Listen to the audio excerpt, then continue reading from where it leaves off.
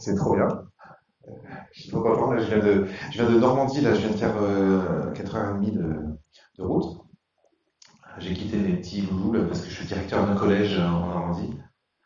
Alors, je les ai quittés, puis au téléphone, j'ai encore réglé certains problèmes. Il y a des gamins qui font un petit peu au début d'année, là. Bon, voilà, ça c'est mes petits. C'est l'état d'esprit dans lequel je suis. Euh, je suis prêtre salésien de Don Bosco. Je parle comme si vous connaissiez rien vite fait au début, juste pour vous resituer. Donc, on est prêtre salésien. Est-ce que, attends, il y a peut-être pas besoin, non? Ouh, il y a peut-être pas besoin si je parle comme ça. Ça sera plus pour chanter, je pense, non? Je vais pas, je vais parler, je parle assez fort en général. Ça fera parce que c'est fatigant pour vous, je pense. Je m'en servirai au moment du chant. Ça roule. Ouais, donc je suis prêtre salésien de Don Bosco. Les prêtres salésiens de Don Bosco, c'est des religieux prêtres éducateurs qui consacrent leur vie aux jeunes, et spécialement les jeunes en difficulté, quoi. Et on est voilà, on est partout un peu dans le monde. On a pullulé. On a des milliers d'œuvres. On s'occupe de millions d'enfants dans le monde, dans 140 pays du monde. Voilà, en gros, les frères salésiens de Don Bosco. C'est pas très connu en France. On connaît plus les jésuites, les dominicains, mais les salésiens, c'est moins connu en France, mais c'est très très connu partout dans le monde. Et puis donc c'est une pédagogie, c'est-à-dire c'est vraiment une façon d'éduquer qui est voilà, qui est particulière, qui est originale. Il y en a qui sont un peu dans le champ éducatif au niveau des études, ou alors en associatif. Qui est un peu dans l'éducatif? Juste là? Ouais. L'animation. Qui est dans l'animation? Bafa, tout ça, camp, animation de camp, responsable scout ou ouais, vous avez des... Ben, si vous êtes en relation avec des jeunes, donc vous êtes éducateur. Euh, d'accord. Et ben voilà. Et puis qu'est-ce que je peux dire d'autre? On est à ce titre, ben on est amené à travailler toujours auprès des jeunes. Là, moi, depuis que je suis salésien, j'ai dû faire. Qu'est-ce que j'ai dû faire? Euh, CPE de quatrième, troisième pro. Ah oui, CPE. Donc tout ce qui est discipline. C'est vrai que j'ai pas trop une tronche à faire de la discipline, mais ça me suit, ça me suit partout. Qu'est-ce qu'il y a d'autre? J'ai fait 6 ans en banlieue parisienne à Argenteuil. Donc là, on a une paroisse, on dessert des établissements scolaires, mais qui ne sont pas à nous. Et on a une œuvre sociale de prévention de la délinquance. Et puis là-bas, dans la foulée des attentats, j'avais pu monter avec des gosses une chorale qui cartonne encore pas mal, qui s'appelle Cap Cœur, qui rassemble un peu des gamins de la cité, quoi. Donc juifs, musulmans, chrétiens, sans religion, toutes les cultures, et qui chantent ensemble. C'était une façon un petit peu de privilégier après toutes les tensions des attentats, bah, la seule voie d'avenir possible, en tout cas dans ces coins-là. Chanter ensemble. Et puis voilà, qu'est-ce qu'il y a d'autre? Et puis 4 ans, je suis donc dans l'Orne. C'est trois quarts d'heure au sud de Caen, voilà, dans les terres. La Suisse normande. Personne connaît ça. Ouais. C'est stylé. Moi, je savais pas que j'allais atterrir en Suisse en allant en Normandie.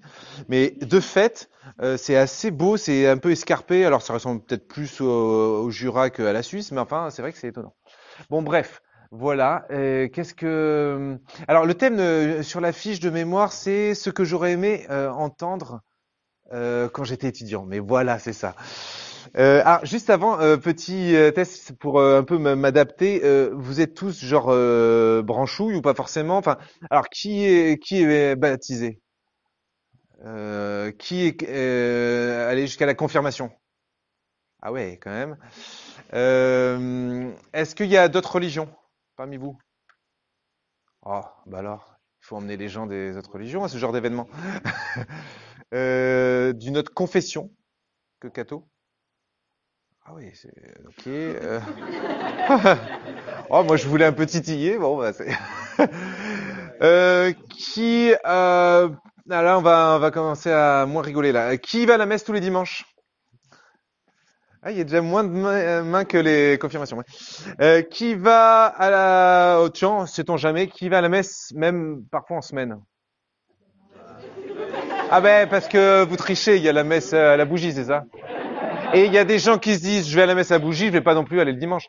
Euh, qui prie tous les jours? Qui ah oui. Attendez, tout le monde a entendu?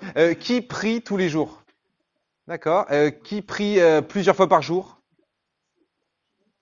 Qui prie toute la journée? Alors, je sais pas si c'est par humilité ou par réalisme. D'accord. Ah oui, tiens, oui, oui, oui, oui, oui. Quand même, hein. C'est marrant que vous. Non, mais là, quand même, là, ça y est, je commence à m'énerver. Non, je déconne. Euh, non, la- la- j'ai souvent remarqué, je vais vous raconter, il s'est passé un truc cet été. J'étais dans un camp des franciscains là, de Cholet, là, je sais pas si vous voyez, franciscains conventuels, la partie un peu chacha. Et on était dans les Alpes et j'avais donc des ados 14-17 là sur un atelier. Et il fallait que je fasse mon témoignage, mais j'en avais marre parce que j'avais déjà fait 2-3 fois.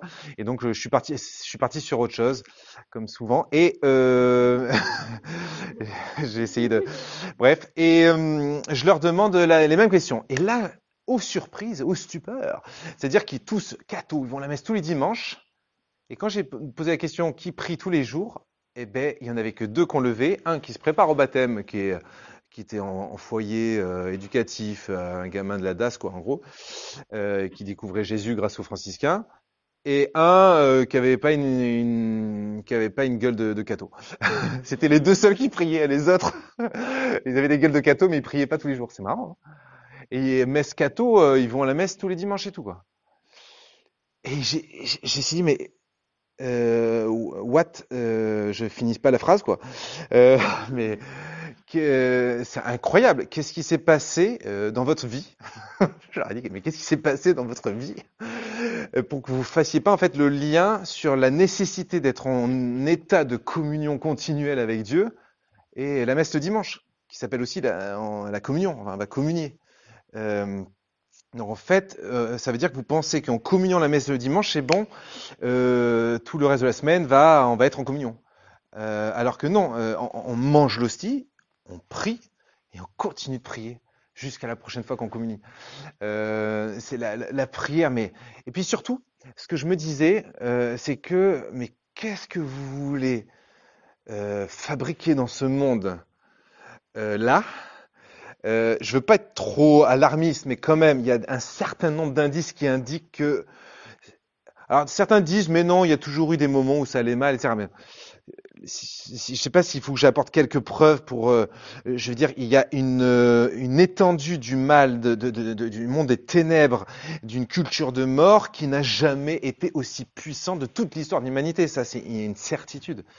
Il n'y a pas photo. Il n'y a pas que les temps sont durs parfois, après ça va mieux, machin. Et c'est même pas une histoire de guerre ou pas guerre. C'est une histoire de culture de mort. Et ce qui est grave, c'est pas juste tel ou tel événement, une attaque au couteau, un refus d'obtempérer ou je ne sais quoi. C'est pas ça qui nous indique que le monde fout le camp. C'est des choses bien plus profondes. C'est un mal-être, c'est le nombre de suicides, c'est la banalisation des vies innocentes. Il n'y a jamais aucune culture qui a tué autant d'enfants de toute l'histoire de l'humanité. Donc il ne faut pas dire que c'est plus cool, c'est pas si grave que ça, l'époque dans laquelle on est. Non, on est dans une véritable, en bonne et due forme, et c'est pas moi qui dis, Jean-Paul II l'a bien développé, on est dans une culture de mort. C'est clair, elle se répand, elle nous atteint même nous, et elle va de pire en pire, et c'est normal, Jésus avait bien décrit ça, l'Apocalypse le décrit bien, on appelle ça la fin des temps, le début de la fin des temps, ou le milieu, je ne sais pas où on en est. Je vous dis pas que le Christ va revenir cette nuit, peut-être que oui, peut-être que non, mais en tout cas, on arrive à des temps bien particuliers qui sont décrits dans la parole de Dieu. Une espèce de jusque-boutisme dans le péché, dans l'horreur, voilà. Et quand on est un minimum lucide là-dessus, sans s'alarmer, parce que moi je dis ça en souriant, moi, au contraire je me réjouis qu'on arrive enfin à ces temps et on va peut-être même voir ce qui est décrit dans la parole de Dieu sur les fins dernières et tout. Ça serait trop génial de voir le triomphe du cœur immaculé annoncé à Notre-Dame à Fatima. Le triomphe du cœur immaculé, ça claque comme expression, quoi. Hein, je vois bien une fin un peu sympa comme dans le Seigneur des Anneaux, quoi. Et donc ça m'excite plutôt. Donc ça me décourage pas du tout le côté ténèbres qui arrive un peu à son apogée. Hein, encore une fois, comme dans certains films, c'est au moment où c'est le plus terrible que opération de salut. Mais Ce qui est sûr, c'est que par contre, on ne tiendra pas 2 minutes, on va pas faire long feu, c'est aussi simple que ça, on va pas faire long feu sans la prière. En fait, si les chrétiens qui se disent chrétiens, qui se reconnaissent un peu dans les codes culturels catholiques, s'ils prient pas, mais à quoi ils servent, quoi? Et même d'aller à la messe que le dimanche, je suis pas sûr que ça suffise.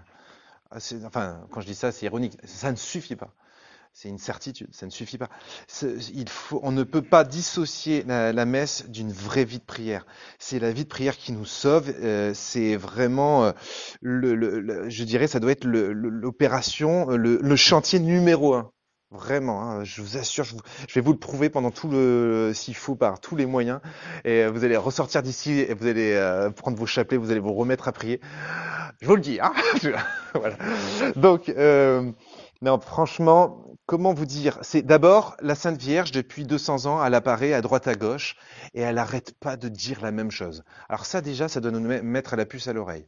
Alors que vous soyez pas branchouille, genre les lieux qui sont pas encore officiellement reconnus, bah normal parce qu'elle apparaît encore comme Medjugorje ou d'autres lieux, hein, parce qu'elle apparaît pas que à Medjugorje hein, actuellement. Mais bon, ok, c'est en cours, donc l'Église n'est pas prononcée, admettons, même sans s'occuper de ça, prenons juste les lieux reconnus, elle répète toujours la même chose. Il y a au moins un truc qui revient toujours de chez toujours, c'est prier. Hein, vous m'avez peut-être déjà entendu à droite à gauche le dire, parce que je suis un vrai perroquet, je m'estime être un simple perroquet de la Sainte Vierge. Prier. Le deuxième, c'est... Il y en a qui savent peut-être. Non, prier. Ouais. Donc prier, et puis le troisième c'est prier. Voilà. Donc ça c'est Marie.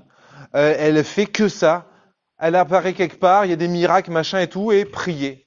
En gros, c'est ça le fond de son message un peu partout. Alors bien sûr, il va y avoir des petits détails supplémentaires selon les endroits, mais globalement, c'est toujours prier, prier. Il y a des places devant. Hein. Ce sera un honneur de voir vos visages de près. Mais voilà, libre à vous. En tout cas, prier, prier, prier. C'est vraiment... c'est tellement répété qu'on pourrait presque... Un médecin psychiatre pourrait se demander si c'est pas une obsession. Quoi. Donc, voilà. Alors, donc ça, c'est important que vous entendiez ça. Depuis 200 ans, vous savez qu'elle a jamais autant apparu de toute l'histoire de l'humanité aussi. Ça, c'est quand même un détail important. Si on représente sur un diagramme le nombre d'apparitions sur les 2000 ans, eh bien, il y a une espèce d'accumulation d'apparitions à droite, à gauche dans le monde de la Sainte Vierge. Vous saviez ça? Voilà. C'est quand même marrant, hein. Et puis, dans l'Apocalypse, qui c'est qui joue un rôle clé dans la fin des temps? La femme, oui, la femme de l'Apocalypse. On dit pas que c'est la Vierge Marie, mais enfin, quand même, la lune est sous ses pieds, elle écrase la tête du serpent. C'est quand même assez évident que tout le monde de ténèbres dans lequel nous sommes actuellement et nous sommes portés, nous sommes guidés, nous sommes chapeautés par la Sainte Vierge, quoi. Le bon Dieu s'est dit, bon, moi, j'en peux plus, mes créatures. Non, c'est pas vrai. Mais en tout cas, il a vraiment confié cette mission à la Sainte Vierge et au Saint-Esprit. C'est un peu le couple infernal, si vous me permettez cette expression. C'est vraiment l'Esprit Saint, c'est vraiment aussi une priorité à le redécouvrir. Si on a le temps, on en parlera. J'ai même pris des petits extraits de Révélation de Jésus à Conchita. Conchita, vous connaissez? Ouais, c'est pas la femme de ménage. Hein. C'est une mystique mexicaine, mère de famille, 9 enfants, des années 30, qui a reçu des révélations de Jésus qui sont éblouissantes. Alors elle est bien heureuse, hein, bienheureuse Conchita. Elle a été béatifiée le 4 mai 2019. Peut-être je vous lirai un extrait si vous êtes curieux. Donc sur les Saint-Esprit. Parce que le Saint-Esprit, en fait, on n'en parle pas tant que ça. Vous entendez beaucoup, peut-être que ça a changé, mais moi, en gros, quand j'avais vos âges, j'avais entendu très peu de prêtres parler du Saint-Esprit. Attention, là, je vais mettre la pression à mon cher confrère. Mais donc, est-ce que vous entendez régulièrement parler du Saint-Esprit? Levez la main si ceux qui entendent régulièrement parler du Saint-Esprit. Mais je pense que ça a changé. Moi, je crois qu'on en parle plus aujourd'hui. Mais voilà, mais il faut y aller plus encore. Voilà. Et donc tout ça pour dire que la prière, on va pas faire long feu, les amis. si on n'a pas une vie charpentée par la prière. Et c'est vrai que tant que tout va bien, on se dit, bah, j'ai pas besoin de prier. Et on est encore en rapport très consumériste vis-à-vis de Dieu. C'est-à-dire, on prie quand on a besoin. Euh, C'est comme le bébé, il hurle quand il est tout bébé, quand il a faim, voilà, ou quand il a mal, voilà. Donc là, il hurle. Sinon, il hurle pas. Et nous, on a gardé ce rapport un peu infantile vis-à-vis de Dieu. On hurle vers Dieu que quand ça va mal. On n'a pas encore compris que Jésus nous disait, je ne vous appelle plus esclave, je vous appelle ami. On n'a pas compris qu'on était appelé à rentrer dans une relation d'altérité où on a souci de lui comme il a souci de nous. Et on va pas juste vers lui comme une vache à lait pour obtenir nos petites grâces, nos petits miracles, nos petits trucs, nos petites réussites. Voilà, voyez cette relation un peu consumériste vis-à-vis de Dieu, vous voyez? Je sais pas si ça vous parle, mais bon. Vous avez le droit de faire ça ou ça. Il y en a qui le font des fois, mais voilà. Et tout ça pour dire que la prière, il faut vraiment comprendre que si la Sainte Vierge prend autant de peine pour nous dire, mais mettez-vous à prier bon sang de bonsoir. Non, elle dit pas ça, je pense. Mais elle nous dit priez, priez, priez comme ça, comme une longue supplique, comme une litanie suppliante, quoi, comme un gémissement, quoi. Pour qu'elle répète autant, c'est que on est d'abord un sourd d'oreille et de deux, ça doit être vraiment important. Donc c'est la question même la plus importante qui soit. Quelle est la place de la prière dans ma vie? Autrement dit, quelle est la place de Dieu dans ma vie? Est-ce que Dieu est premier dans ma vie ou est-ce que c'est un hobby? Le hobby du dimanche. Finalement, la messe du dimanche, ça pourrait très bien être un hobby. Vous voyez ce que je veux dire? Et pire encore, on pourrait être des simples gens qui appartiennent à une religion catholique, avec tout son corpus de rites, de, de codes, en France même de codes vestimentaires. C'est pas dans l'évangile, hein, je crois, mais bon, voilà.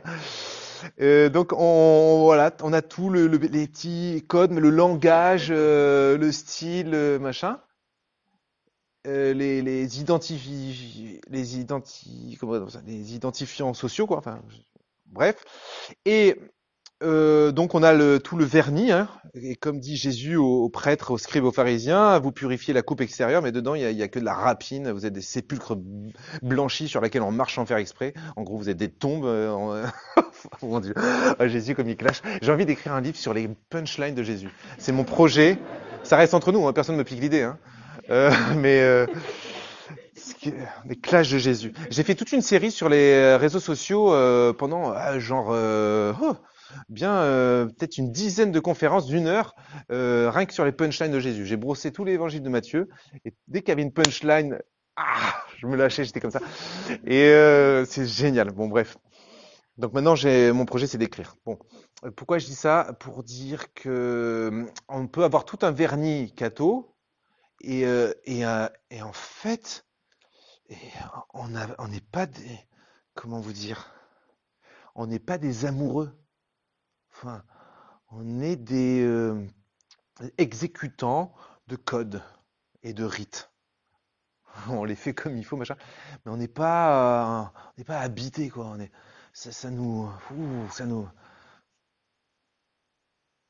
On n'a pas de la fièvre amoureuse. On est, je parle pas de gros sentiments, une éruption de sentiments. Je parle pas de ça. Je parle que bon sang de bonsoir. Sans Dieu.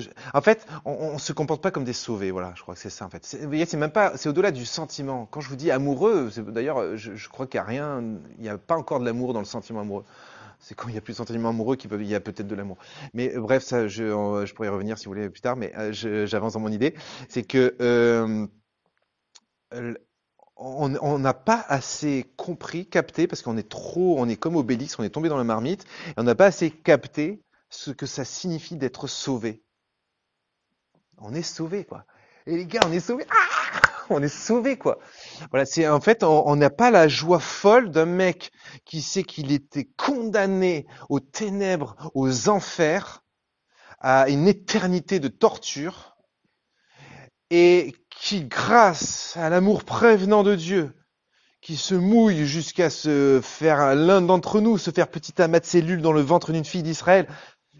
Il a fallu un jour un microscope pour voir Jésus. Vous avez déjà pensé à ça? Il a fallu un jour un microscope pour voir Dieu, créateur des astres et des cieux, Seigneur des univers, roi des rois. C'est fou, hein? Et ce Dieu-là se rend de l'ordinaire de notre vie, l'humus de notre vie, pour nous sauver. Et en fait, nous, on le sait, en gros, c'est le kérigme, hein, c'est le kérigme qui a conquis, qui fait que le christianisme est répandu partout sur l'univers. Parce que quelqu'un qui a conscience de combien il est pécheur et qui entend cette bonne nouvelle, ça bouleverse sa vie, quoi. Et même s'il arrive peut-être pas à y croire tout de suite, il a un peu envie d'y croire, quoi. Et c'est pour ça, c'est comme ça qu'on évangélise. On évangélise à cause de kérigme. L'évangélisation, c'est annoncer le kérigme. Le kérigme. Ah, pardon, je vous parle de kérigme depuis tout à l'heure. Vous savez peut-être pas ce que c'est. Kérigme. Qui sait ce que c'est le kérigme? Donc kérigme, c'est vraiment le résumé de la foi. Ça tient en une phrase. Dieu est mort et ressuscité pour le salut de nos péchés, en gros, quoi. Voilà. C'est dans Saint Paul sur plusieurs formes, hein, il y a plusieurs variantes, mais en gros c'est le résumé. Dieu est venu nous sauver de nos péchés pour nous ouvrir la porte du ciel. Voilà. C'est tout. Voilà, c'est le kérim qui a évangélisé la planète. Hein. Et il faut qu'on revienne à ce kérim, il faut qu'on le réexplique, il faut qu'on le remédite, il faut qu'on le recomprenne et qu'on en vive. C'est-à-dire qu'à chaque fois, plus je vieillis, plus je vois mes fragilités, mes limites, mon péché. C'est quand même marrant. À la fois, plus je progresse sur plein de choses, et à la fois, plus je deviens lucide sur des tas de péchés qui sont en moi. C'est marrant, hein, mais c'est une grâce. Hein. Des péchés, pas que des péchés, des fragilités, des bizarreries psychologiques, etc. Plus je vieillis, plus je me connais. Et je vais vous dire un truc, c'est ma joie. Ma joie, c'est au fur et à mesure que je vieillis, découvrir à quel point je suis pauvre. Il n'y a rien de plus réjouissant que d'être pauvre. Et nous, on croit que avoir tel tard, telle souffrance, telle bizarrerie, c'est une tuile.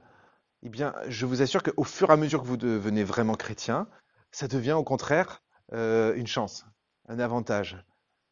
C'est un lieu d'élargissement de notre humilité. Et comme seule l'humilité nous permet d'accéder au ciel, c'est toujours en fait une bonne nouvelle, quoi. Ah, ça, j'en parle pas mal dans un bouquin là que j'ai écrit il y a pas longtemps, parce qu'en fait, je raconte comment de non-chrétien je suis devenu prêtre, mais c'est un livre que j'aurais pu appeler aussi de l'abandon à l'abandon. C'est-à-dire, j'étais abandonné du père, en gros, je fais pas de dessin, de l'abandon du père à l'abandon au père. Et dans ce livre, je décris un peu justement combien toutes nos souffrances, nos épreuves, nos tracas, nos maladies, nos douleurs. Bon, d'abord, c'est pas un projet de Dieu, hein, c'est pas un kiff, il a jamais voulu ça en soi. En fait, c'est une conséquence du péché originel. Hein, c'est pas une conséquence de Monsieur Dieu qui a voulu un peu mettre du croustillant dans nos vies en rajoutant des petits cancers par-ci et des petits Covid par-là.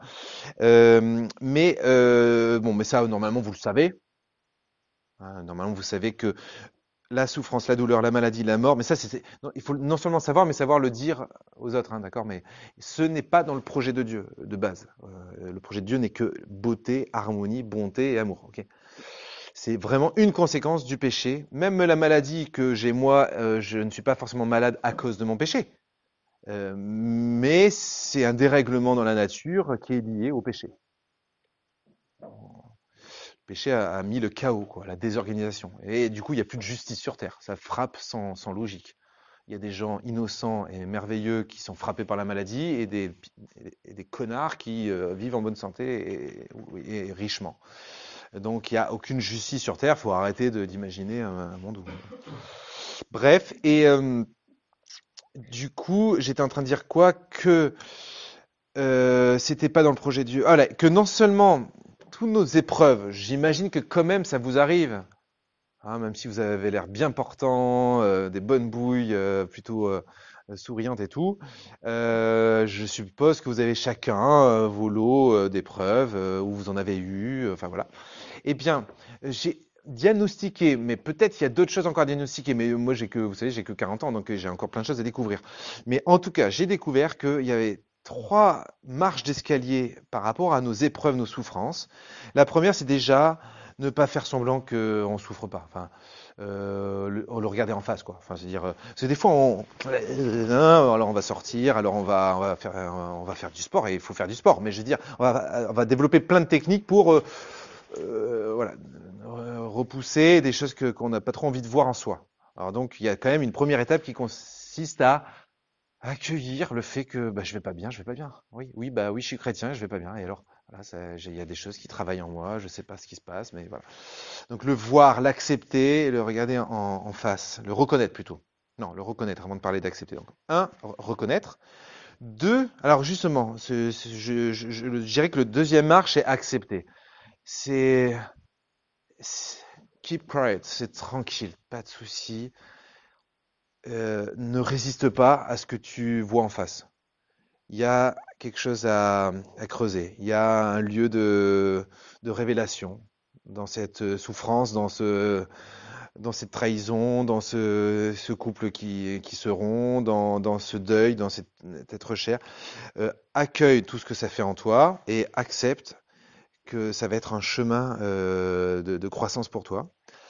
Et troisième marche, selon moi, c'est carrément, ça plaît pas trop aux gens quand je dis, hein, mais tant pis, se réjouir. Se réjouir.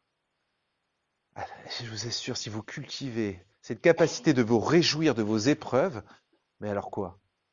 Qui pourra vous ravir votre joie? Rien.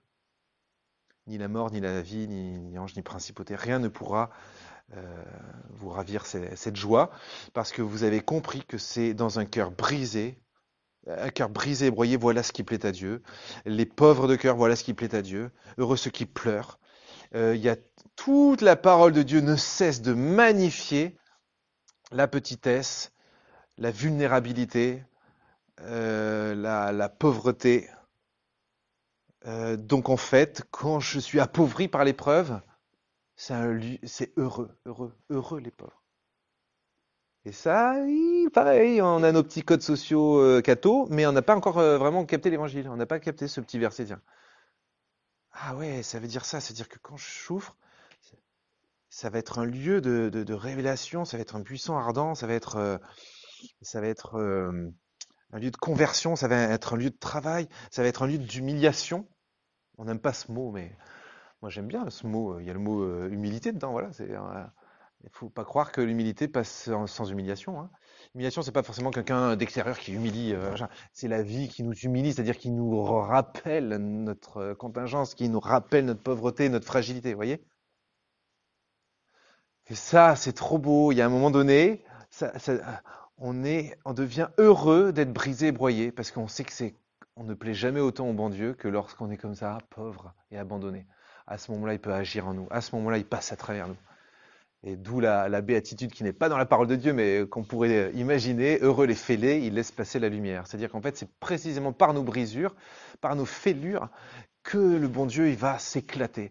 Et vous connaissez cette anecdote de Saint Paul qui dit, qui a prié par 3 reprises avec insistance, il a prié pour que le Seigneur le libère d'une épine dans la chair. Il est resté vague, et tant mieux. Alors chacun fantasme son truc. Il y en a qui disent peut-être parce qu'il a, je sais pas, il avait des attirances homosexuelles. D'autres ils disent il avait des migraines. D'autres ils disent il était colérique. D'autres, il y a toutes les hypothèses, c'est rigolo, mais on ne sait pas. Et d'ailleurs, on s'en fout. Il avait une épine dans la chair, c'est-à-dire un truc qui le tourmentait. Et alors, il est bien légitime, ayant un truc qui le tourmente, d'aller voir Dieu. Vache à lait, Seigneur, libère-moi de cette épine, j'en ai marre de souffrir, etc. Et là, il s'entend répondre de la part du bon Dieu, chut, Paul, ferme-la. Oh, pardon, non, il dit pas ça, mais il dit, t'inquiète, je gère. Il dit, ma puissance se déploie dans ta faiblesse, ma grâce te suffit. Voilà. Et là, Saint Paul, il a été calmé, il dit, ah, ok, bon, d'accord. Et c'est vraiment ça, la mentalité d'un chrétien, c'est de savoir que toute épreuve, mais quelle qu'elle soit, de la maladie à la bizarrerie psychologique, j'espère que vous êtes tous conscients que vous avez des bizarreries psychologiques quand même. On est quand même bizarre des fois, non? Euh, tous les trucs bizarres de nos vies, c'est presque un cadeau de la vie. C'est pas un problème. Avec le bon Dieu, c'est pas un problème. Non seulement c'est pas un problème, ça va être un avantage parce que Dieu est le roi des rois qui sait faire pousser sur un tas de fumier un parterre de roses. Qu'est-ce qui est plus, quel meilleur engrais que la merde? Le fumier, c'est ça, non?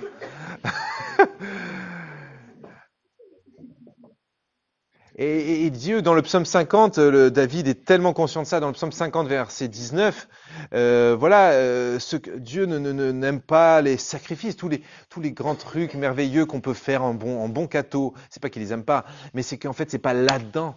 En fait, l'explosion de la grâce en nous, c'est pas dans la réussite, y compris spirituelle. C'est dans le constat, l'acceptation, l'accueil et la réjouissance de notre pauvreté, quoi. C'est ce qui fait dire à Jésus, à Sainte Catherine de Sienne, fais-toi capacité, je me ferai torrent. Mais en fait, se faire capacité, c'est se faire vide. C'est sentir qu'on est vide et sentir qu'on est foutu sans Dieu et sentir qu'on a besoin d'être sauvé. Vous voyez que finalement, je perds pas mon fil, hein. C'était par rapport à l'idée tout à l'heure de, on est passé. Eh ouais, hein. Oui, je sais, j'ai l'air bordélique, mais et je le suis. C'est quand même. Non, mais voilà, on n'est pas assez conscient nous les cathos qu'on est des sauvés en fait. On n'a pas des gueules de sauvés souvent en fait. On a des gueules c'est comme pour la prière. Tiens, on pourrait faire une petite prière. On va faire une petite pause prière. Ça va faire du bien. Enfin, ça va faire une petite pause et puis après, il pourrait y avoir des questions, échanges et tout. Et qu'est-ce que je vais dire blablabla. Ouais, la prière, pareil, la prière, on met pas nos tripes sur la table, quoi. Alors, je parle pas d'émotion. Je vais vous dire un truc, c'est que moi, ça va rassurer qu'un petit témoignage personnel. Je ne ressens rien, si ça peut vous rassurer, dans la prière, mais depuis que j'ai 18 ans, à peu près. C'est arrivé ça et là, des petits cadeaux, des, des petites, des petites cerises comme ça. Mais sinon, je vis ce qu'on appelle une nuit d'essence depuis l'âge de 18 ans. Ça m'a pas mal inquiété au début. Donc pour info, moi je me suis converti à l'âge de 9 ans, à 9 ans à Medjugorje du coup. À 9 ans, je voulais être saint, martyr, prêtre, voilà, moine. Je voulais totalement donner ma vie à Dieu. C'était clair, Dieu existe et en fait, il n'y a rien de plus important que lui sur Terre. Donc ça, c'est bien, j'avais tout capté à 9 ans. De 9 ans à 18 ans, à fond, j'étais dans une école, on pouvait vivre sa foi à fond, on avait la messe tous les jours, une heure d'adoration tous les jours à l'internat de 13 ans à 18 ans, quoi. Et, et puis, bah, j'ai quitté l'internat qui était porteur, évidemment, puisqu'on on allait ensemble à la messe, enfin, on était avec d'autres garçons à fond sur le truc, quoi. Et puis, sortir de là, je me suis retrouvé à étudiant, justement, à la fac de psycho. Qui il y a des gens qui sont en psycho, là? Ah, voilà. Non, mais n'ayez pas honte, hein. Et là, il m'est arrivé trois grosses épreuves. Première épreuve, je me suis retrouvé, donc j'étais à l'université de Strasbourg. Je me suis retrouvé entouré de 800 filles pour environ 50 garçons. Donc première épreuve, parce que je vous rappelle que je voulais quand même devenir prêtre, quoi. Et deuxième épreuve, nuit d'essence. Alors ça m'a vraiment emmerdé, hein, parce qu'en plus j'avais pas mal traîné dans le renouveau charismatique. Le renouveau charismatique, vous savez, il prie plus avec l'émotion, plus avec le corps, et c'est bien, je trouve, c'est intéressant aussi. En tout cas, il y a plus une certaine émotivité dans la prière, et donc là, moi, je me retrouvais à plus rien sentir. J'avais l'impression de parler dans le vide, j'ai l'impression que Dieu m'écoutait pas. Peut-être qu'il m'avait abandonné d'ailleurs, finalement, à force de rien me faire sentir, que ça soit galère de prix, que ce soit toujours un effort coûteux, je me suis dit, mais en fait. Et puis, troisième épreuve, du coup, et vous voyez que on glisse vers ça, la nuit de la foi. Voilà. Et j'ai commencé à douter d'un truc, puis d'un autre, à commencer à me poser plein de questions.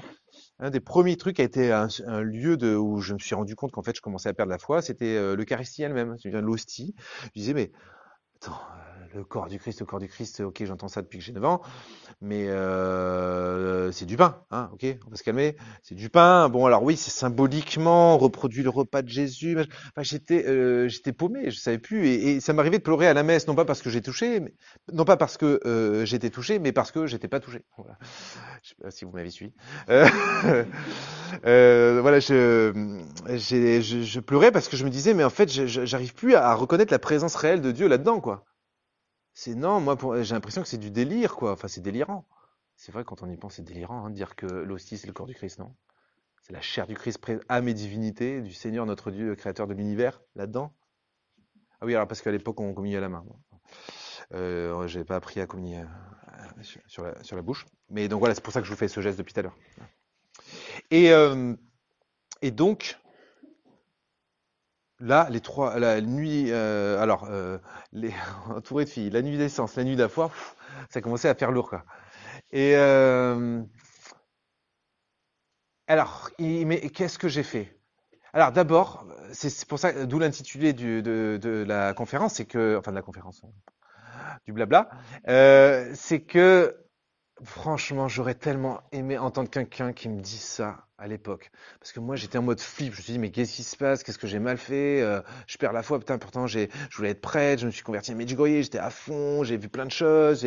J'ai vu des miracles. J'ai pas d'excuses, quoi. Zut, crotte, flûte. Et donc, je pleurais, hein. Je pleurais et tout. Je disais, est-ce que j'ai mal fait quelque chose? Est-ce que je suis trop préoccupé aussi par la sexualité? Est-ce que c'est ça qui, enfin voilà, l'attirance, enfin le fait d'être tenté, etc. Pourtant je pratiquais pas, hein. Mais voilà, enfin, je veux dire, est-ce que ça me, est-ce que, ah voilà, c'était peut-être des études de psycho aussi. Je remettais un peu tout en cause des expériences spirituelles que j'avais faites. C'est-à-dire, je me suis dit, mais après tout, c'est peut-être psycho, parce que j'ai cru que c'était une expérience de Dieu, mais en fait, je me suis monté voilà quoi. Bon, et alors la question, c'est que là, dans ces moments-là, alors à la fois la psycho, c'est peut-être un peu ce qui m'a amené à cette nuit de la foi, et en même temps, je commençais à prendre du recul sur le fonctionnement de l'humain, et je percutais sur le fait que le fonctionnement de l'humain, le fonctionnement des émotions, des sentiments, vous voyez ce que je veux dire? Si par exemple je fais voilà. Euh, si par exemple je fais ça, c'est un petit dédicace à mes étudiantes en psycho. Euh, bon, là il y a abscisse ordonnée. Quand j'ai crié, il y a eu un ensemble de réactions en chaîne, mouvement de retrait, cri en retour, dilatation de la pupille, augmentation du rythme cardiaque. Je suis désolé, même ceux qui disent même pas peur, eh ben ça leur est arrivé. C'est le cerveau reptilien, vous avez rien eu le temps de voir venir, ça s'est actionné. Très bien. Après, hop, le cortex préfrontal vient reprendre un peu le contrôle, inhibition, machin, t'inquiète, c'est frère Benjamin, on avait bien senti qu'il était un peu bizarre, mais là, cette fois... et du coup, si on devait tracer la courbe de ce qui vient de se passer, donc abscisse ordonnée ou l'inverse, je sais jamais, moi, on s'en fout, eh bien, ça fait une courbe forte comme ça, et ça redescend un peu plus lentement que c'est monté. C'est le principe même, généralement, des émotions, quoi. Ou même quand vous avez failli vous faire écraser par un bus ou je sais pas quoi, vous êtes encore comme ça pendant quelques dizaines de minutes. Donc voilà, c'est le fonctionnement, grosso modo, je vous apprends pas forcément quelque chose, mais au moins vous en souviendrez. Je suis un petit côté manipulateur, j'avoue. C'est mon côté prof. Et donc là, les émotions, ça fait comme ça. Les sentiments, mais en fait, c'est la même chose, sauf que c'est sur des durées plus longues. Donc le sentiment amoureux, gousi-gousi, les hormones qui sont là, tout ça, au bout de quelques mois, elles sont là. Bon, c'est bon, hein, maintenant vous débrouillez. Hein. Et est-ce que je fais bien l'hormone? J'ai pas précisé laquelle, parce que je me pose des questions en vérité. Non, et donc les hormones, elles arrêtent leur taf, et après, quand les hormones, au fur et à mesure qu'elles baissent, donc on arrive à la courbe là qui descend, on arrive à un point critique où on commence à voir les défauts de l'autre. Alors première phase, on commence à voir les défauts de l'autre. Deuxième phase, mais on fait avec. Enfin, ça nous dérange pas parce qu'on est tellement amoureux, il est tellement gentil. Et deuxième phase, on devient, on a du mal à supporter ses défauts en fait. Et il y a plein de choses comme ça. Ça devient, en fait, là, ça devient moins fluide, quoi. Ça devient moins foufou, quoi. C'est normal et c'est une bonne nouvelle parce que la bonne nouvelle, c'est que c'est peut-être là que va commencer l'amour ou que là va commencer la vérité qu'en fait, non, il n'est pas fait pour toi, ouais, elle n'est pas fait pour toi. Parce que c'est la vérité qui nous rend libres, sauf que tant qu'on est un peu aveuglé par toute notre machinerie corporelle physiologique, eh ben, on est parfois un peu comme ça.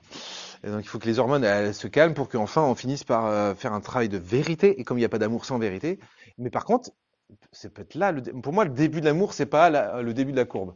Le véritable amour, c'est quand on va commencer à aimer avec sa volonté, son intelligence, on a conscience des défauts, on voit ce que ça nous fait en nous, mais on sent que ben, c'est pas grave parce que on a aussi à travailler sur nous et on est tous les deux un peu dans cette dynamique et là, c'est le début d'une vraie histoire d'amour.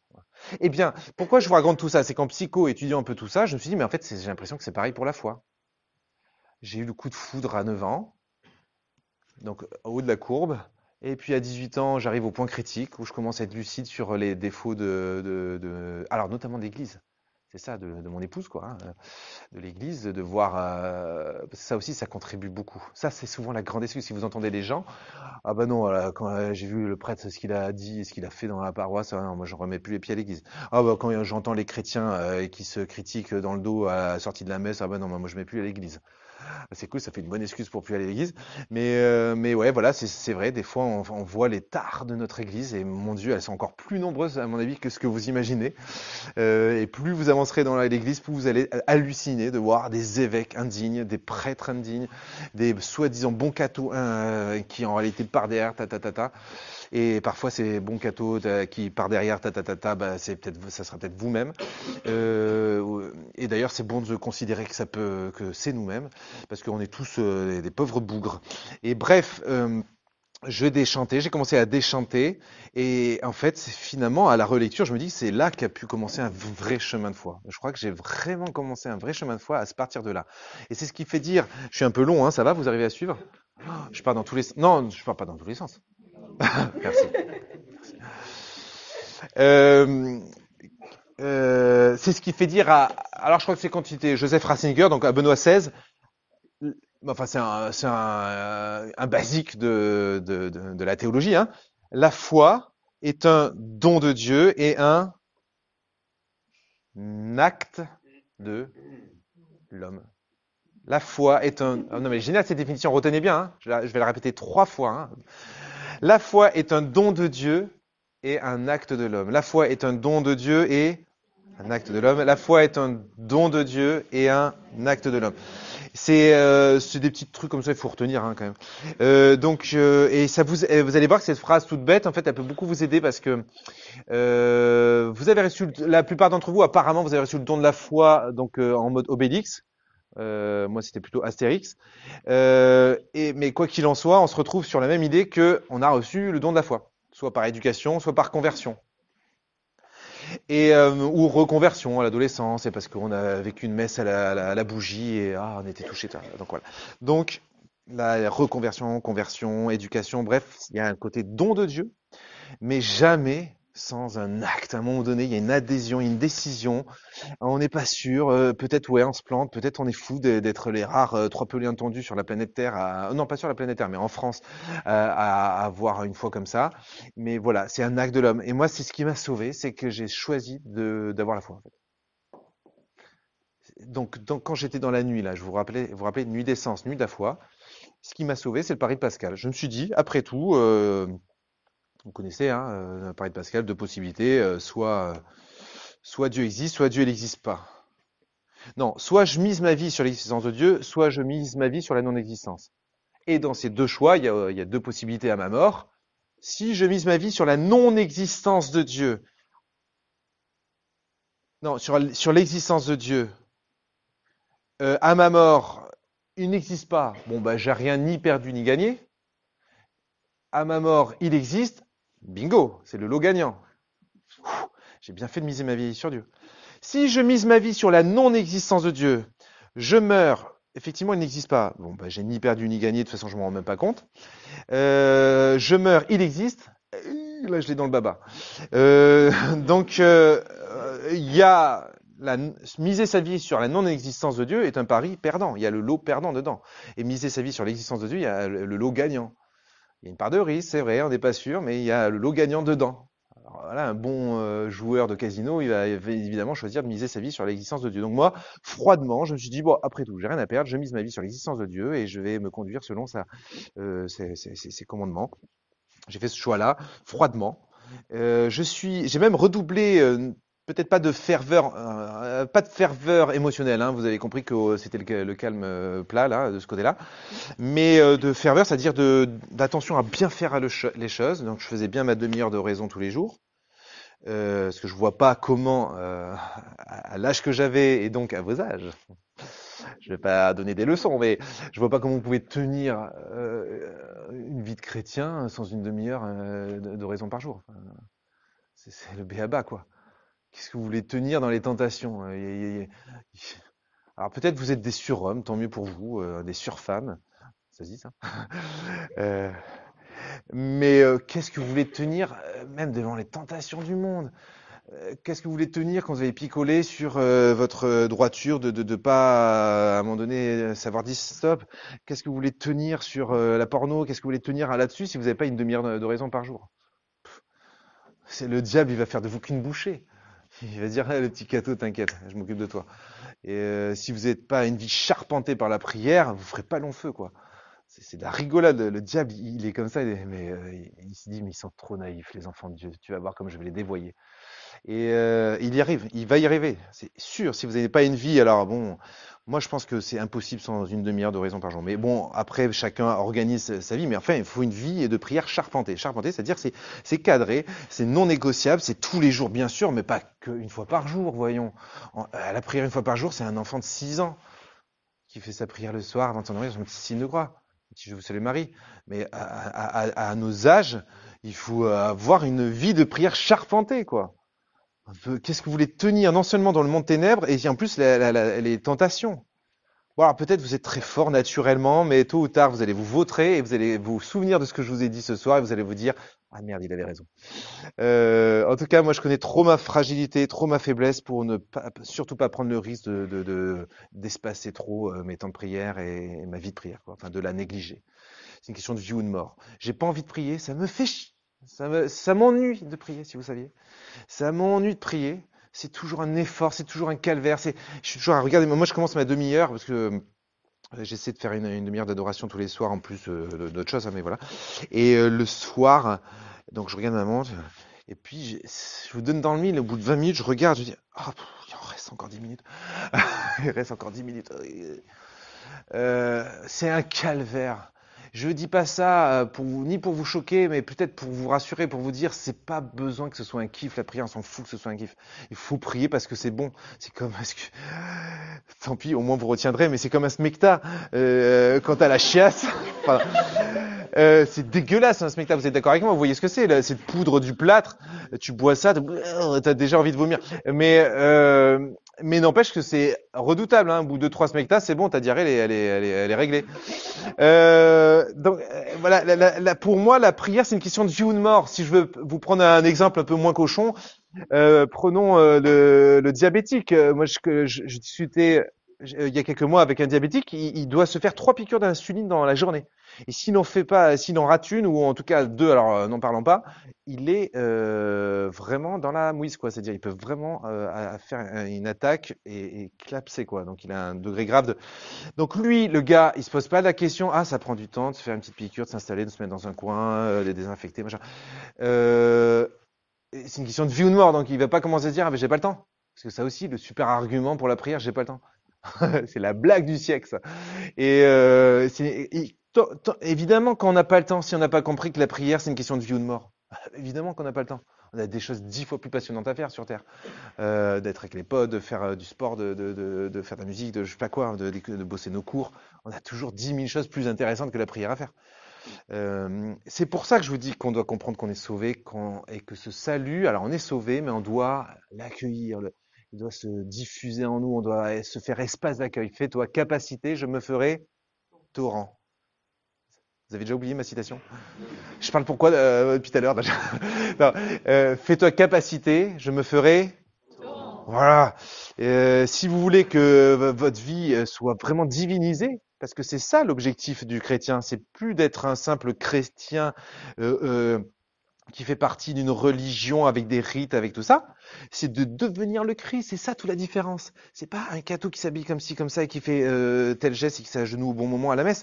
C'est le chrétien ou qui communie sur la langue et pas sur la bouche, ou qui va des messes en grégorien. Non, le bon chrétien, c'est quelqu'un qui devient un autre Christ, quoi. Être chrétien, c'est être Christ, c'est être le Christ, c'est prolonger la présence du Christ, c'est devenir le Christ, c'est être divinisé, c'est être traversé par cette puissance d'amour qui fait qu'on devient des Christ là où on se trouve.